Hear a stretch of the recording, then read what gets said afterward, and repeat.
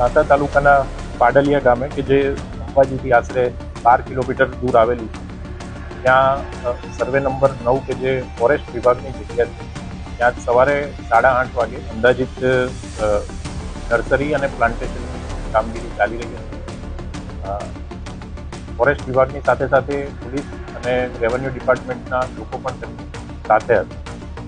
અંદાજિત 2:30 વાગ્યાના સમયગાળે 500 કરતાં પણ વધારે જે લોકોનું ટોળું છે અને એક પૂર્વ આયોજિત રીતે કહી શકાય તો પથ્થર, ગોફણ અને તીર કામઠાથી હુમલો કર્યો છે।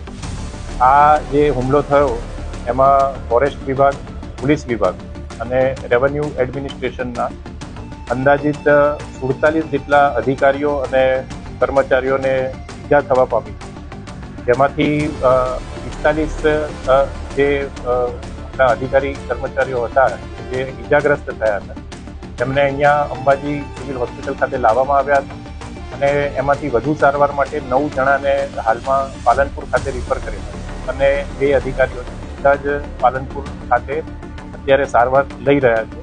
તમામ જે ઘાયલ કર્મચારીઓ જે અધિકારીઓ છે એ હાલમાં સારવાર હેઠળ છે અને તમામની જે હાલત છે, તમામની જે પરિસ્થિતિ છે એ હાલમાં સ્ટેબલ છે।